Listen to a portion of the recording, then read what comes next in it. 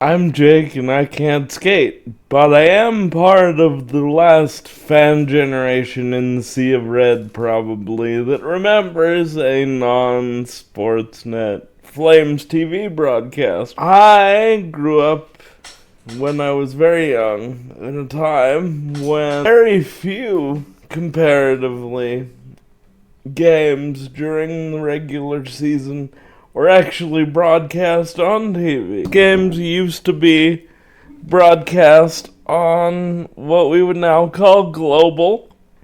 It was called Calgary 7 back in the 90s and early 2000s because it was Channel 7.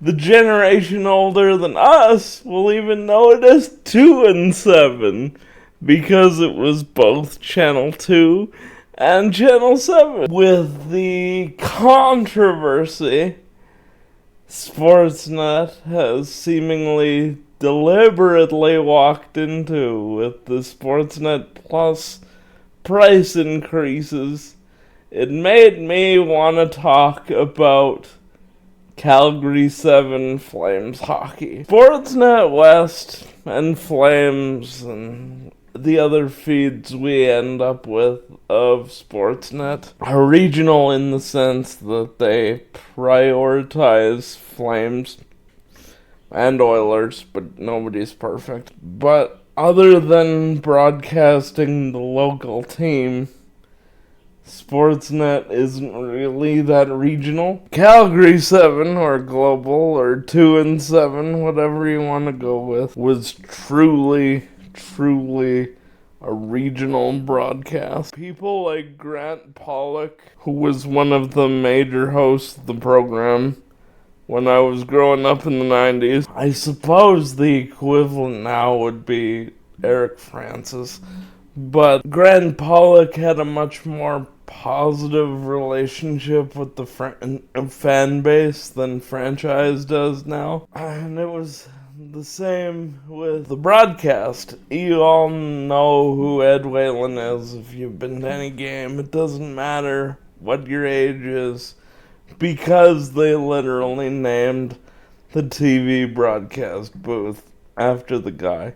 He was the television voice of the team for years and years since they moved here. He very much filled the same role on television that Peter Marr did on the radio. I fondly remember coming home and my parents watching a Flames game on Calgary 7. And the thing about having the regional broadcast, having a game telecast was much more of a treat than it is now, because only about 20 to 30 of the 80 games would be actually broadcast locally. And you'd get another smattering of national games. And for the rest of the games, you were out of luck unless you went to like a sports bar, which obviously at the time I was much too young to do. So I either missed the game or had to listen to it on the radio. You can still find clips of games from the Calgary 7 era on YouTube. I have stumbled onto a couple of these. I even rewatched a couple of them, specifically the 1997-98 home opener, which will be in the cards for this episode. Back probably a couple times a year, especially around the time the season starts. And I guess what I'm mainly getting at here is the idea of a game, at least a TV broadcast, truly being a special event, truly being this treat that you would come home to, and that it felt like the people broadcasting the game were truly connected and cared about the team has, for the most part, gone away. I have no problems with our Sportsnet broadcast team, but the regional broadcasts now are so much more corporate than they were when I was a kid. I was very much more grounded in the alumni of the team, guys like Perry Berezin and Jim Ploplinski would be reporters or guest commentators if John Garrett was away, not doing color with Ed. Some of that carried over to Flames pay-per-view, which we'll also probably talk about here coming up. But I genuinely miss being as connected to my television broadcast team as I am to the radio guys. It's obviously different now that Peter Maher isn't the voice of the Flames, but I'm still very, very attached to the Flames radio broadcasts. And I think I always will be, just because in the era where I couldn't watch all the games, listening to 960 or 66 CFR back before the Fan or the team even existed was how I would stay up to date on the team.